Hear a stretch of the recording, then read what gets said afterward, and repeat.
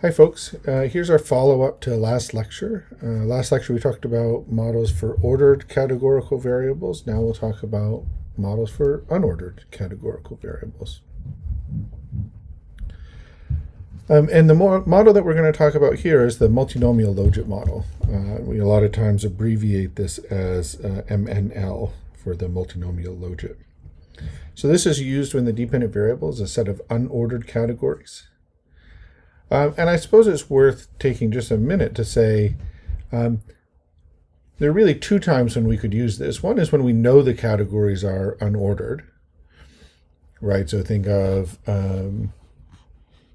vote choice is a pretty good example because the parties aren't always ordered nicely on a single dimension. But we also talked in the last lecture about the Brandt test and how the Brandt test can tell us that the assumptions of the ordinal or ordered logit model don't hold. And in that case, even though the categories are technically ordered, we still might want to use the multinomial logit model in that setting as well. We can think about this as a generalization of the ordered logit model. And by that, what we really mean is the ordered logit model is nested in the multinomial logit model. In all the other times that we've talked about logits and probits already, we suggested there's very little difference between the two. So whether we use a binary logit or probit or an ordered logit or probit was mostly a matter of taste. Here in the multinomial case, the two models are actually quite different. So there is a multinomial probit model, but it differs a lot in both estimation and the assumptions that it makes, but also in some ways the flexibility of the model too. We're going to focus on the multinomial logit model here, but recognize that there is another model, the multinomial probit model, if there are assumptions that the multinomial logit model makes that you don't particularly like.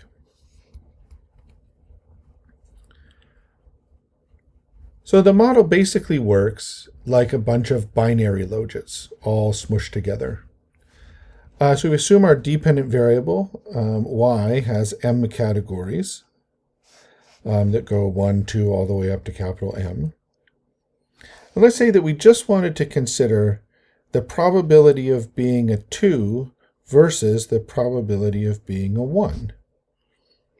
Basically, what we've done is we've taken this bunch of categories and we've reduced it to a 2-category problem, right, where we only are really interested in whether you're a 2 or a 1, and what governs the choice between 2 and 1. So what we'd have to do is we could subset the data, so y only contains the 1s and 2s along with all of their x values as well. And we could estimate the binary logit model, right? So it's the log of the odds, the probability of being a 2 versus the probability of being a 1. And the log of those odds is just the linear predictor, just like it was in the binary logit model. What the multinomial logit model does, at least in spirit, is it does this for all of the other categories. So each time we estimate the probability of being in category M relative to the probability of being in group 1. And that's some linear function of the x's where the nature of that linear function varies by category. Right, so that really means we get different coefficients for each one of these binary logit models. Now, that is not, in fact, how the MNL model is estimated, although it sort of does that in spirit. It's estimated as a one-shot model, so it's not actually iterating through all of these categories. It's done as one shot, and that has some benefits for us that are probably not worth spending a lot of time on. But recognizing that it is akin to a bunch of binary logits is interesting and a good way of thinking about it.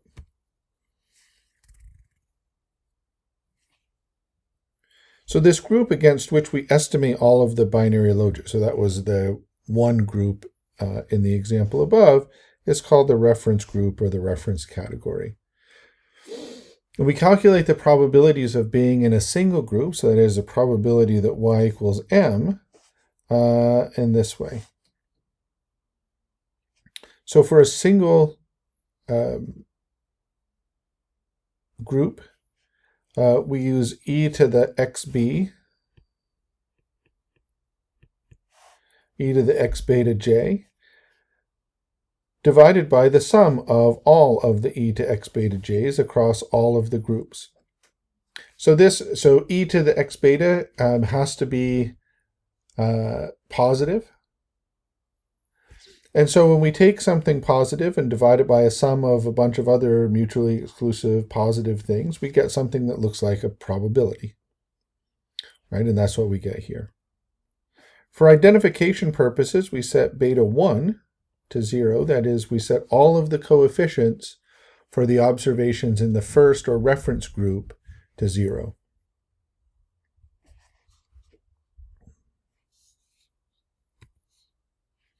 Just like in our other models, the likelihood is simply the probability that the observation takes on its observed y value.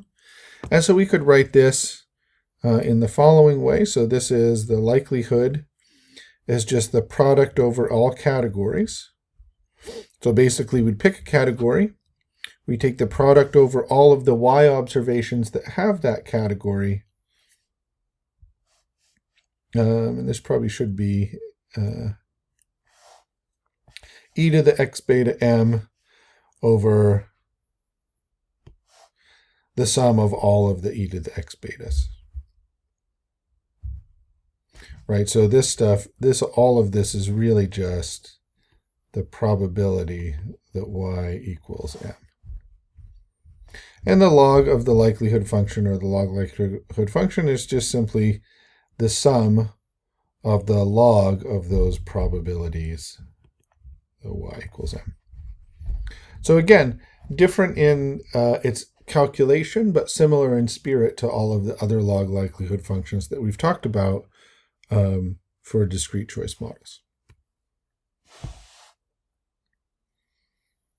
So probably worth talking about an example now to make all of this a little bit more concrete.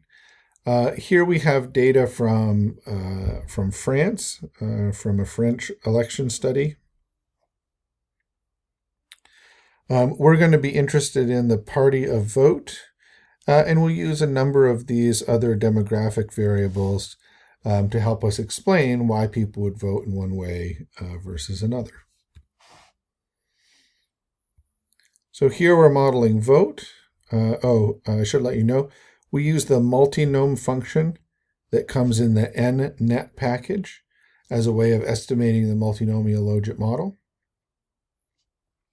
We're modeling vote as the dependent variable using left-right self-placement, male, retrospective national economic evaluations, age, whether the respondent is in a union, and satisfaction with democracy as our independent variables.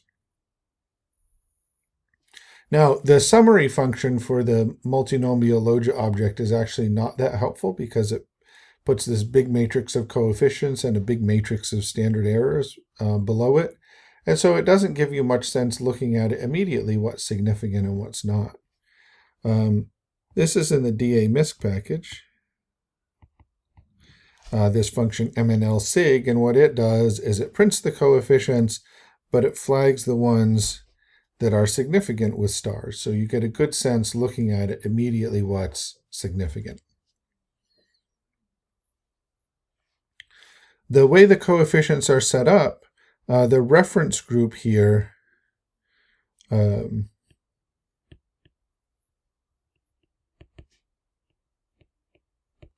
is the French Communist Party. And so all of these coefficients, for example, in the left-right self column, tell us how moving more right, increasing left-right self-placement, which is moving from the left to the right, how that changes the choice between the communists and each of these parties over here. So this first coefficient tells us that moving right makes us slightly more likely to be in the socialists than the communists, and that difference is significant. Right here, moving rightward makes us a lot more likely to be in the UMP or to vote for the UMP than the communists, and that's statistically significant. We need, just as in all of the other GLM type models that we've done, we need to do a little bit more to understand what that means for the probability of voting for each of these parties. But you can see that the effects are, have a range, and most of them are significant, at least with respect to left-right self-placement. Here we can see being in a union makes you much less likely to vote for any other party other than the communists.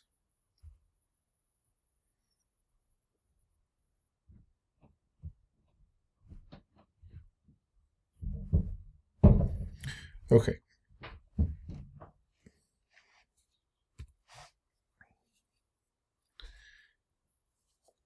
So just like we talked about before, the coefficients here are in the log odds of voting for the party identified in the row relative to the reference category. In R, the base category or the reference category is always the first one. And you can change that by using the relevel function. Right, so that will relevel. So you could change the nature of your factor by assigning it relevel of your existing factor. So let's say, let me make this a little bit less abstract. So here, retnat is same and worse, so better is the reference, or let's say if we take the vote, the communists are the reference. Let's say we wanted to make it socialist instead. We could say dat vote gets relevel dat $vote and then in quotes PS. So this would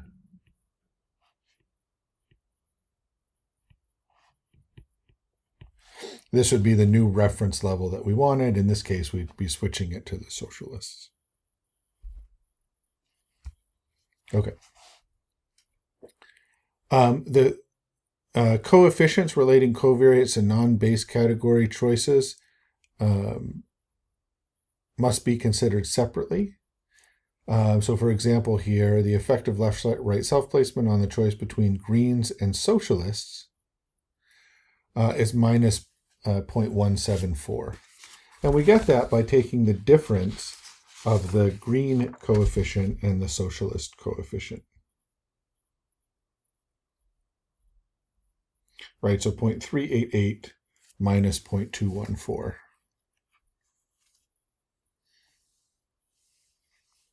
So we could look at any contrast that we want or any difference that we wanted simply by taking the difference of the corresponding coefficients for a particular variable.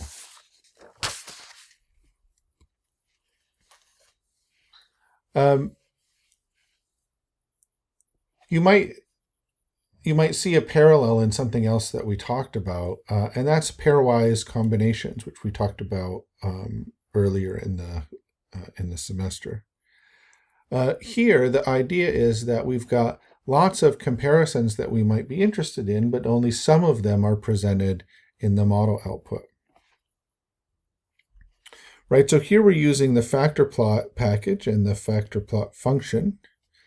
And you'll notice that what's presented in our regression output is basically this top row.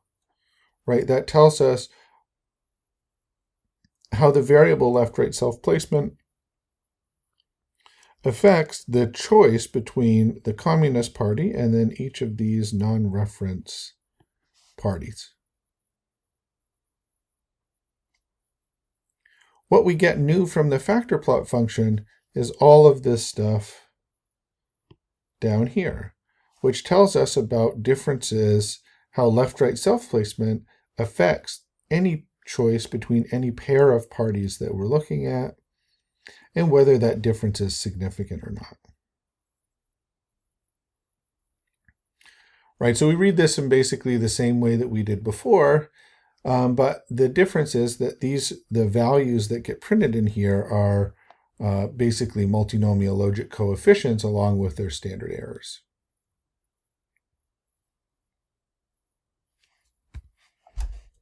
If we wanted to use this with factors, there are a couple of different ways we can do it. One way is that we can put not the variable name, which is demset, but the coefficient name, which is the variable,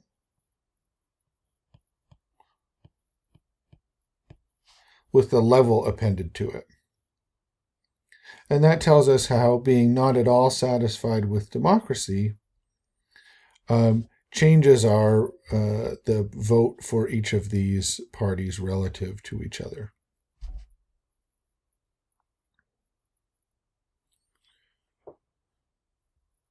There's also a way, and it's a bit harder to read, but in this case, we're using the entire demset variable. So this presents the coefficients for all of the parties for all of the levels. It does abbreviate things a bit here, so that's maybe not quite as helpful. We could change that behavior if we wanted. But in any event, if you're using a factor, you can get all of the comparisons that you want using the factor plot function. You could also, instead of plot, you could use the print function, and that would print off all of those pairwise differences and tell you whether they're significant or not. That might be equally useful, or maybe even more in this case. The effects plot works here too, just like it did before. So here we see for the left-right self-placement variable, there's a big effect for the socialists, and there's a big effect for the UMP. Right, and these are the two biggest parties, so it's not surprising that their effects would be biggest as well. So here we see, moving across the whole range of left-right self-placement, we go from really likely to vote for the socialist to really unlikely, and that trend reverses for the UMP, which is not that surprising. Right, the UDF, which is another sort of right-wing-ish party, has its peak in vote probability at around 8 on the left-right scale. The Greens peak at around 4 or 5. And the communists and socialists are both most likely to get votes when the left-right self-placement is 0. National Front, it looks like its vote probably peaks somewhere around here, but it continues to be high all the way through the extreme right part of the scale. Or maybe not high in absolute terms, but high relative to where it is in other places.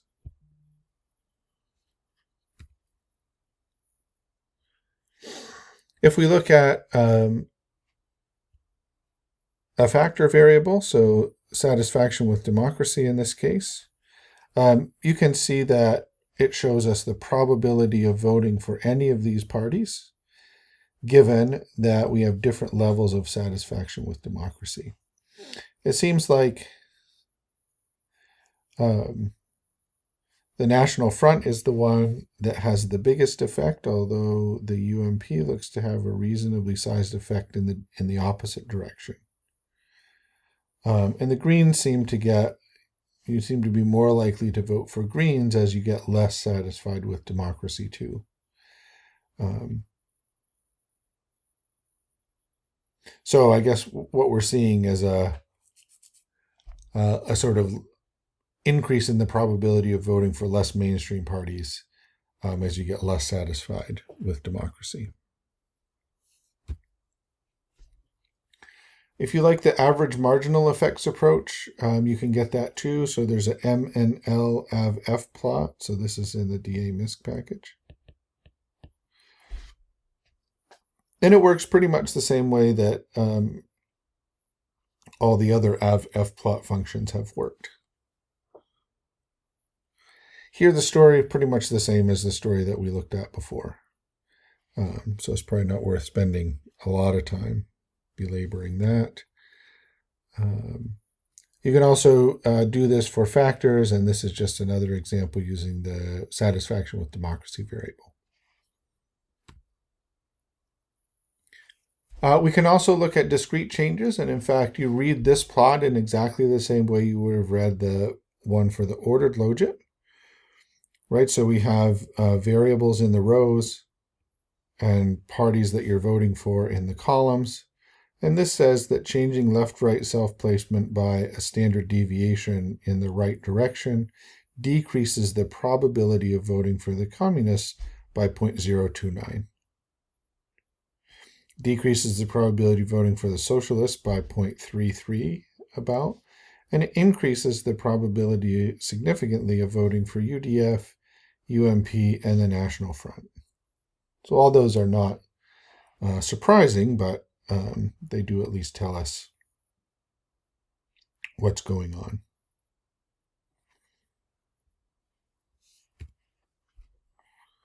There's an MNL change to function. So this does the average marginal effects approach. We're giving it a bunch of variables, so it's printing off all the variables. And note that what it does with factors is that it prints all of the pairs of possibilities. Here you can sort of look through these at your leisure. One thing to note, like the socialist, for example, the effect of a standard deviation change in left-right self-placement on voting for socialists is a lot smaller here than it was in the MER approach.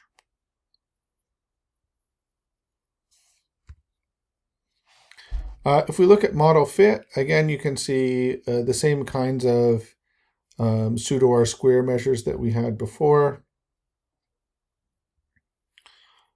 There is also a specification test here, the Fagerlund, Hosmer, and Bonfi test.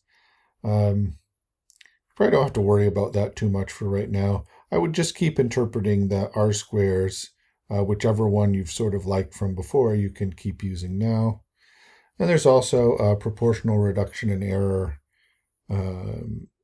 way that we can look at model fit too. And that has a lot of similar properties to the proportional reduction in error that we did for the ordered logit model, right? So these will tend to be a little bit higher than they were, particularly in the sort of lopsided binary models that we looked at. The prob group function works here as well. And it sort of exhibits some of the same problems that we saw in the ordered logit one too. So here, among the people who voted for the communists, we're predicting pretty low probabilities that they voted for the communists. Same for the National Front, same for the Greens, and same for the UDF. Right? It's really only for the socialists where the mode of this plot is sort of up around 0.8 somewhere. In the UMP, which has sort of considerable density above 0.6, where we're actually predicting high probabilities of people voting for the parties that they voted for. We could also make a classification table. So here I'm just grabbing the dependent variable from the model frame and getting the predicted values from our model. So here we have the actual votes for parties in the rows, and we have the predicted votes for parties in the columns. Not surprisingly, given the graph that you saw just a minute ago, you see that we're really only predicting votes for the socialists and the UMP. We do predict a few for the National Front, but we're actually more likely to be wrong than we are to be right there. But we do actually predict about 460 socialist voters actually vote socialist, and we do predict about 174 UMP voters actually vote for the UMP. So that's for those two parties, those two sort of mainstream parties, it's good. So maybe this would really be a party or a model of mainstream vote rather than it is a more sort of holistic model of voting in France. Okay, so the one last thing I want to talk about, just like we talked about in the ordered logit model, there was one assumption that we didn't have to make before. In the multinomial logit model, there's also another assumption that we haven't had to make before. And this is called the independence of irrelevant alternatives, or the IIA assumption.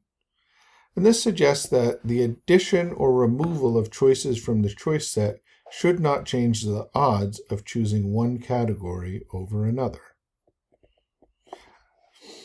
So basically what it says in our voting example, if the communists happen not to be in the election, then the odds of voting for the socialists relative to the Greens shouldn't change, should be the same. And it's not making that claim on some sort of normative basis. What it's really doing is saying that this is a situation that the model imposes. So it is the case that not if we re-estimated the model, but if we took one of those sets of coefficients out and then redid the odds of voting for the socialists relative to the Greens would be the same whether we had the communists in the model or not. So it's not a normative claim, it's simply saying that this is what the model does, and so you have to be comfortable that the model does that. The multinomial probit model doesn't make this assumption. And so if you're really interested in substitution probability, so if we took the communists out, where would everybody go? Where would all of the would-be communist voters go? That's a question that's probably better answered with the multinomial probit model.